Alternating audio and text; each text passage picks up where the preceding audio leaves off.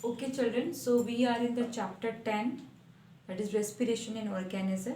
We have discussed the respiration and breathing mechanism in human. Last class we read about the respiration in insect like cockroach and earthworm. Today we will discuss the respiration process or breathing in the aquatic animal. So, how do the animal which live underwater breathe? Not all, but there are some special cases that last class we have discussed about that shark, dolphin and blue whales. These organisms, as they are living in water, but they are breathing the way the cockroaches are doing with the help of a small opening called spiracle. It means they are taking the oxygen from the outer atmosphere through that blowholes, which is called spiracles, and then that through the blood capillaries and reach to the different part of their body, and hence respiration processes occurred. But maximum animal do not have blowholes. They have other characteristics by which they are doing this respiration process. So let's discuss. So I have taken an example of a fish. So I have drawn a rough diagram of fish. So here you can see I have marked a important feature that is called gills. So gills is the important features in fishes by which they are breathing. How they are breathing? Let's discuss. So what happened? They are taking the water into the mouth. Okay. The water contain oxygen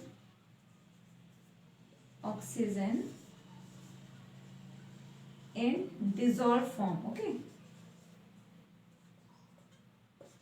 In dissolved form. So, just a minute.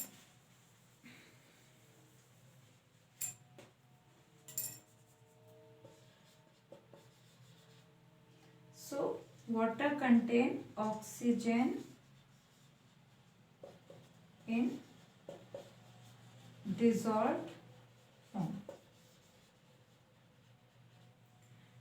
So, this dissolved form of water will only be absorbed by those organisms which having this special structure called gills. See, we human being cannot breathe inside the water because we don't have this structure, that is your gills. We having lungs instead of gills. They don't have gills, so they don't have lungs. They have gills instead of lungs, so they can breathe underwater.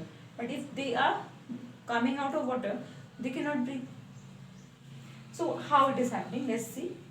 Take the water into the mouth. When the water passes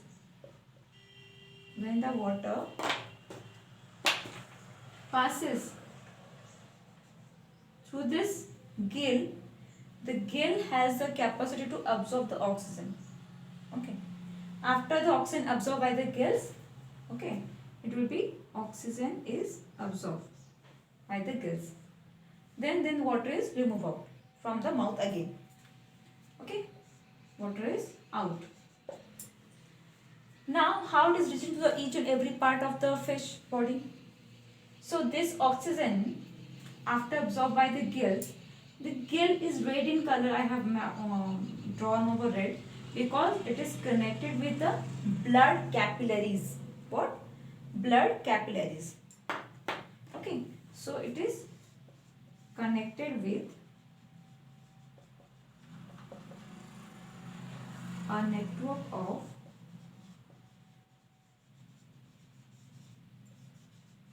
blood capillaries.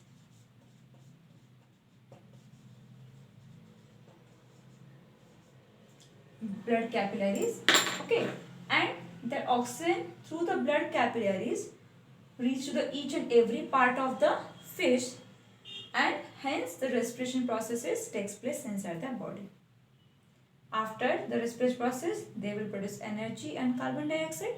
The carbon dioxide removed from the body to the gills itself. Okay.